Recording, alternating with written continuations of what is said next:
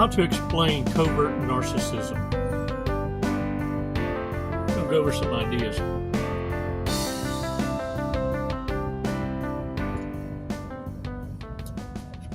But first I want to share something with you.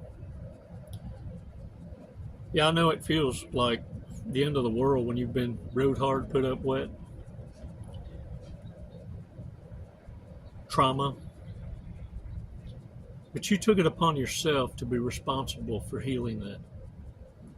And when doing so, you're left with scars. There's a Japanese word I want to share with you called kintsugi.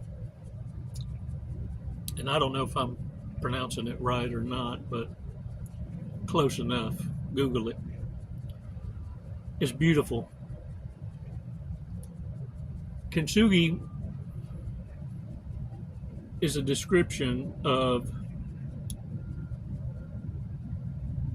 the art of repairing ceramic or clay bowls or plates that are passed down in the Japanese culture as heirlooms to the next generation. When broken, they're repaired, and the cracks in the ceramics are filled with gold, giving it character, a story. I guess what I mean is, wear your scars with pride. It's a victory, a lesson learned. Open wounds, unmended trauma. Oh, narcissists can pick up on that. But the one they fear is the one who speaks from the victory and not vulnerability. They can wear it on their sleeve. Why? It's filled with gold. You see, it doesn't mean you're a target. It means you learn from it. Narcissists fear the educated empath who has scars. The one they don't fear is the one who still carries wounds. And it can be identified by how you speak of your past. If you speak from the victory, that's narcissist kryptonite. If you speak from the wounded, naive, then you're a target. Easy pickings. Easy pickings for low-hanging fruit. The bottom feeders can smell the blood. And you're in shark-infested waters because you know you need to change your environment, but you choose not to. You have control. You always have.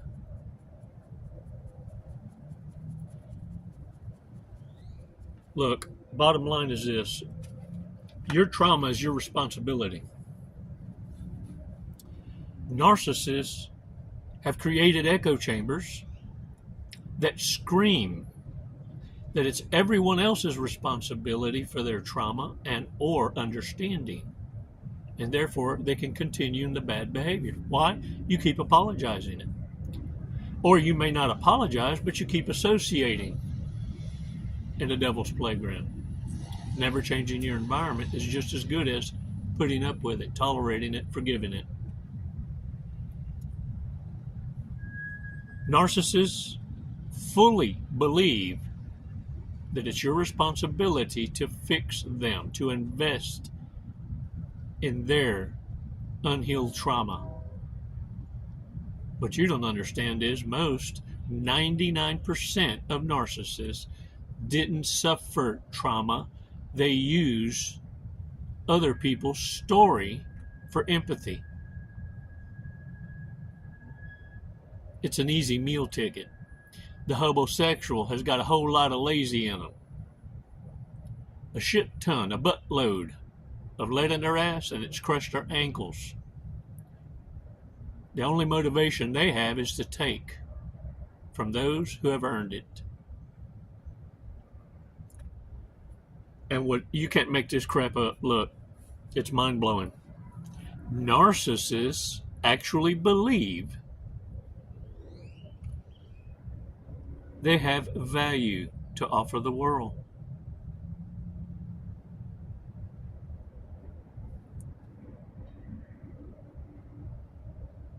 Let's take 5 seconds, take a breather.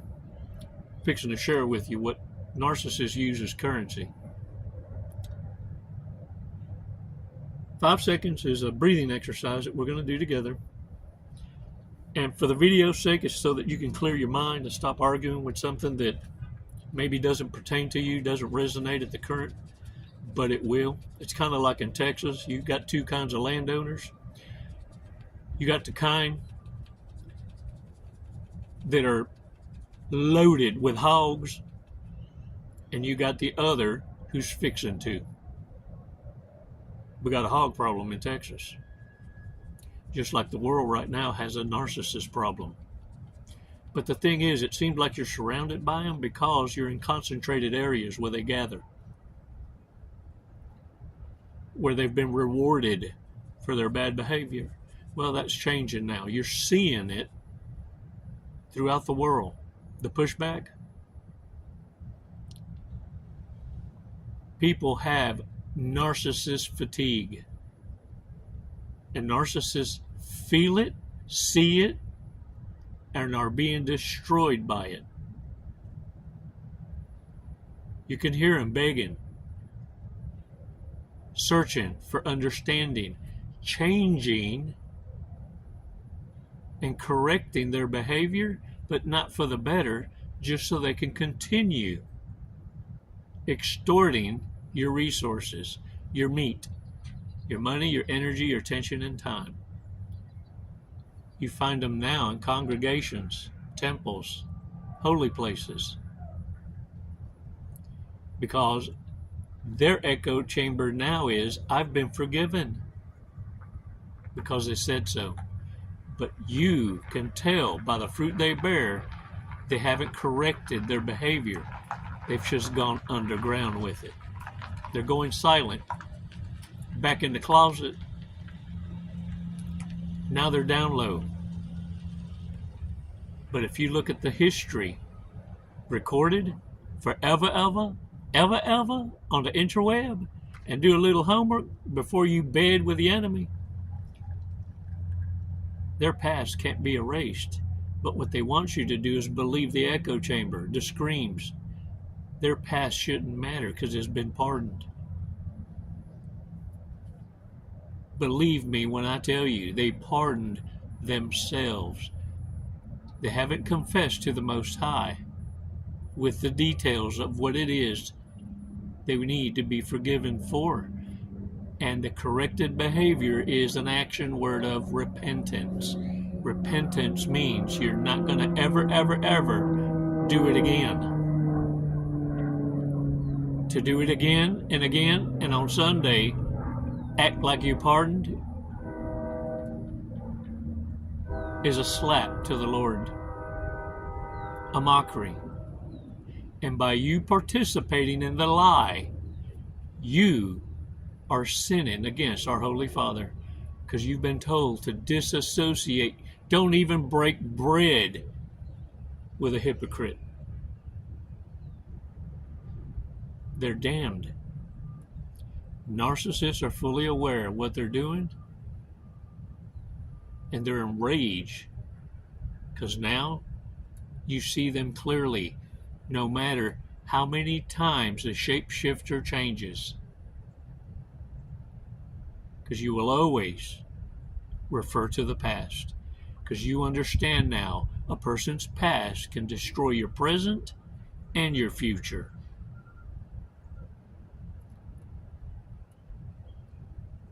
Five seconds. Let's do this breathing exercise. Come on, y'all.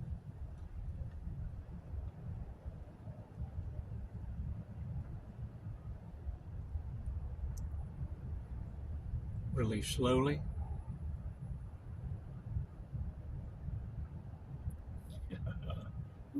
Yeah, shake it off, y'all. Shake it off.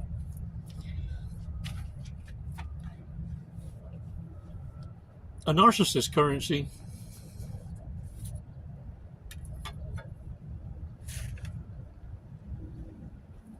is their bodies. The exchange of love juice, tickling fun buttons.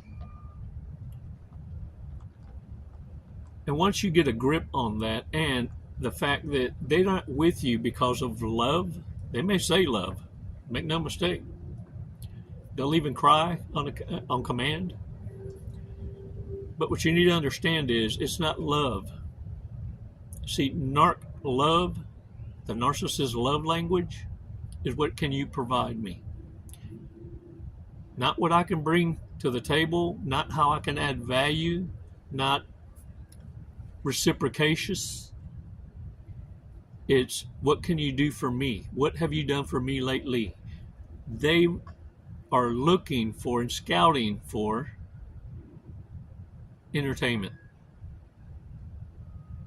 They're serving their own trifecta, the me, myself, and I. Hell, even when you use team, a lot of motivational speakers talk about the team, not family, team. Well, the narcissist found a way to selfishly weed out and convert it to me, myself, and I. They found the M and the E in team.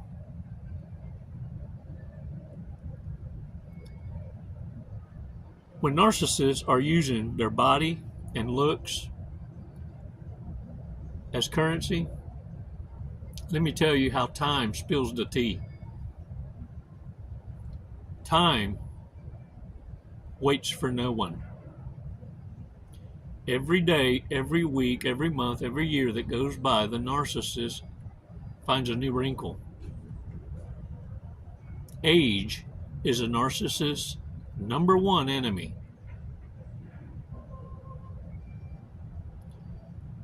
Age exposes more quickers, fasters, most better bestest, the demon that the narcissist hides inside. When they can no longer entertain an audience on command, narcissists more than anyone feel the loss of that power. They don't accept it gracefully.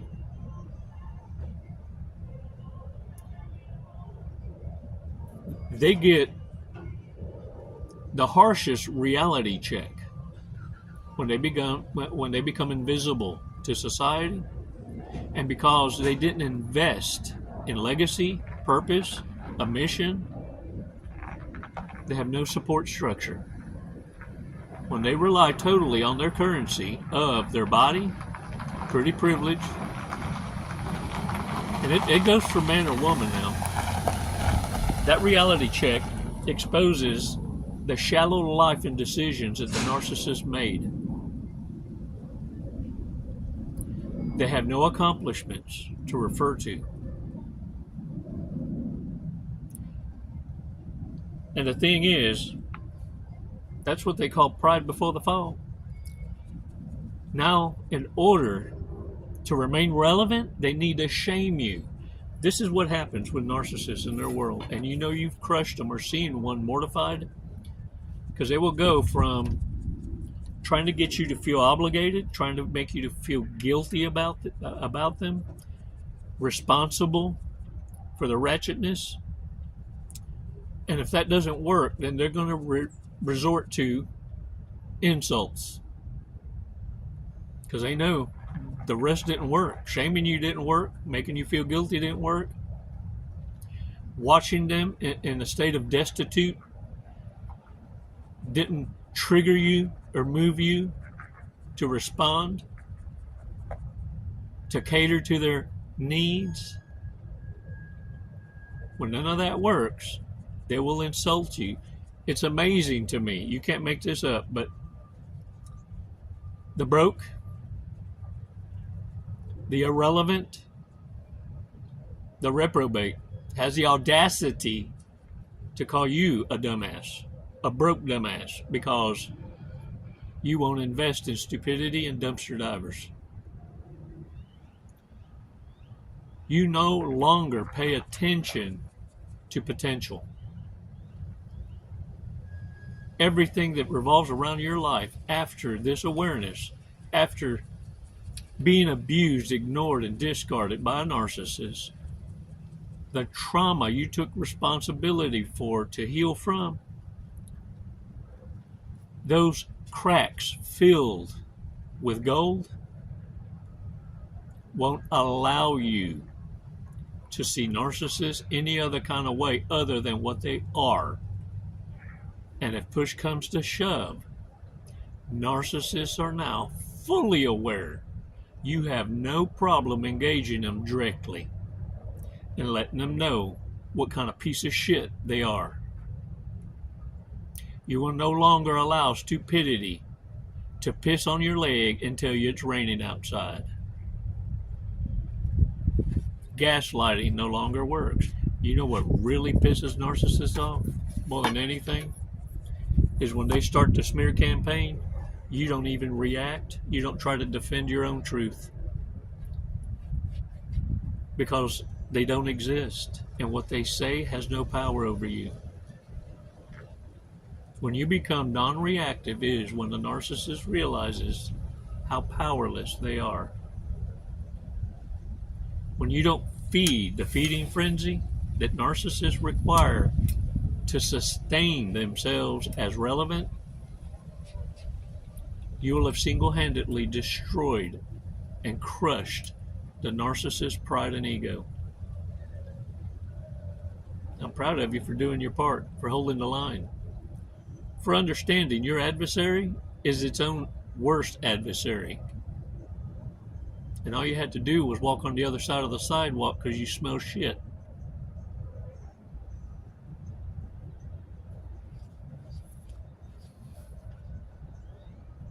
Lisa shared a comment answering the question, what are some ways to explain narcissists?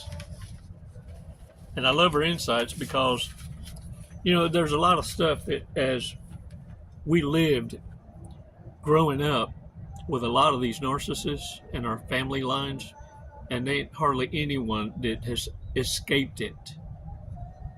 Some of us grew directly in the insane asylum, pretty much. Others, it was touch and goes. It was an aunt, an uncle, brother, sister. Some of you, the whole damn household was, and you were a scapegoat that later became the goat that couldn't destroy. They tried to shut your ass up, but you started connecting dots at a very, very young age. I don't know about you, but by the time I turned 10 years old or so, I knew I was surrounded by idiots. When you got family going through things and you already know the answers, you already know how to solve the problem, but I dare say you don't say it anymore because you created haters and enemies, because you made it sound like that it's logical. Why wouldn't a grown-ass person know the answer? At a very young age, you were rattling demons without even knowing it. Eventually, you caught on. Narcissists have done a great job in keeping this awareness out of the public schools, out of government, out of church, and now the secret's out.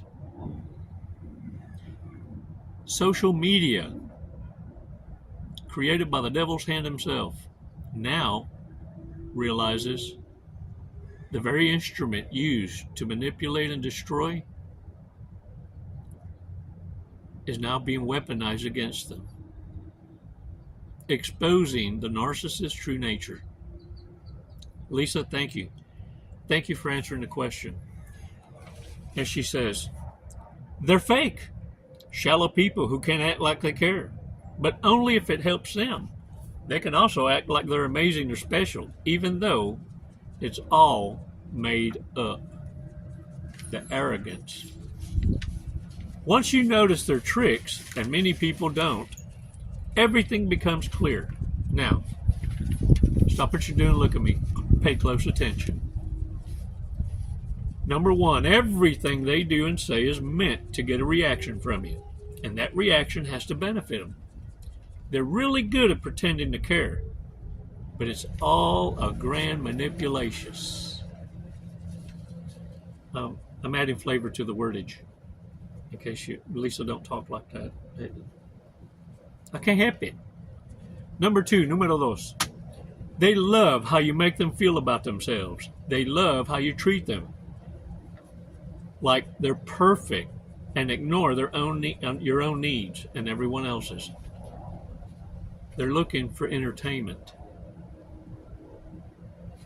A cheerleader. Devoted to them. They don't love you. That's number three, número tres. They don't love you. Number four. And they not sorry neither. Nah. You'll never hear them apologize, not sincerely. You can feel the fakeness in their apology. Especially like when it's a quick-wrist one. Okay, I'm sorry. Now come on, let's go. Number five, número cinco. You're not the one for them. Número seis, number six. Everything they say to you, they also say to the next person, their next trick, their next victim. They're on repeat. Wash, rinse, spin. Next. They're here for a good time, not a long time. They were never yours. They were just next in line. Number seven, they won't go to therapy. Now, I have to kind of disagree with Lisa on that. They will go to therapy if it means they could convince you that they're trying to help themselves, but they're not getting anything out of it. Matter of fact, therapy, they quit after the first visit or second visit because their excuse will be, well, they're only hearing your side of it. They don't need you to figure out who they truly are. And if they stay long with a clinician, they'll be figured out. They can't hold back those microaggressions. Número ocho, number eight. They really believe you're the problem. Over time, they convince themselves that their lies and abuse is justified. Liars, cheaters, and thieves. I've heard my own relatives steal, and their excuse was, well, they inherited it.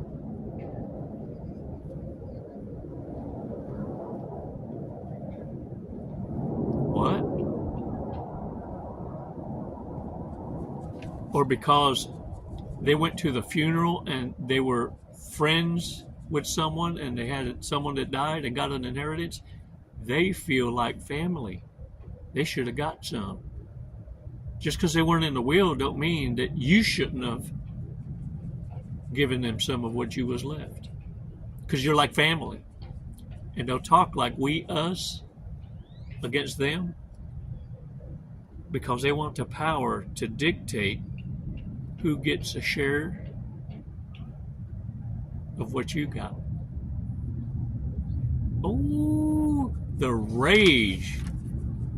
They will become rageful when they don't get nothing. They feel you're flaunting it in front of them. Brother, sister. Yeah, better watch your back. All right, now the other is this. Número nueve, number 9. They're still talking to other people. They can't afford not to. They got to keep a constant rotations in the harem closet. As people find them out, get tired of them, or they get bored, they have to go to the next one.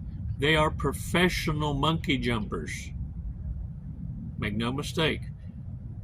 The way you can really figure out when they have landed a good one is when the disrespect enters the house. The minute disrespect enters, the narcissist has built up some false confidence on their next jump. They've groomed and maintained it long enough to feel secure. But man, it's hilarious to watch the fallout, because 9 times out of 10, it's another narcissist, sociopath, psychopath that's feeding into those temporary feelings that a narcissist seeks for validations and confirmations. And ain't nothing funnier than watching two players play each other. When the Hoover comes and they're looking for you, understand what's showing up: a failure, a brokey, scum of the earth. And they're trying to return to base, to recover. You ain't no one's emotional tampon, live-in therapist, cheerleader. Number 11. Oh, no, wait. Number 10. Numero 10. They're still keeping others around in case they want sex. That's the narcissist's number one currency. That's your introductions. Like waving fools go. Yeah. What narcissists can't seem to put the puzzle piece together is that gender model comes with that equipment. After a while, it's all the same. Oh, but they're special. The starfish believes if it can put it on you, you worship it. Numero 11. Number 11. When they sense you pulling away, they're already finding someone new. I want to be truthful with you. Anytime you are in a narcissist relationship, you're in a mess and an entanglement. It's a threesome. With more experienced narcissists exercising pretty privilege, you're in a them some.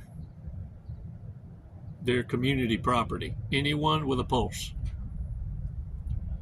Most of them like walking their dog. That's like clickbait. That's old school Insta shit. What they call it, fast walk escorting service. A lot of them hide under the pretense that they have a side hustle of cleaning houses, selling candles, selling scents, them oils, what do they call it? Something oils that, yeah. No, that's a marketing. That's how they're able to get time away to maintain the harem. Numero 11, number 12. They don't care about you. They never have. If anything, take this to the bank. They hated you at hello. Because they know at the beginning, during the love bomb, it's going to be cordial. But they also know at the end, they're going to be cut off smooth. And they run the risk of you exposing them. It's always a roll of the dice. What they're not expecting is for you to do it with class, quietly, allowing the truth to scream its war cry without you defending it. Ooh, man, that's the worst kind of destructious exposure ever.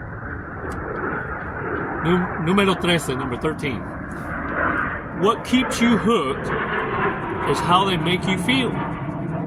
Like you're responsible for their happiness and sadness. You know, dealing with narcissists is like them blaming you for not knowing how to wipe their ass and getting shit on their drawers.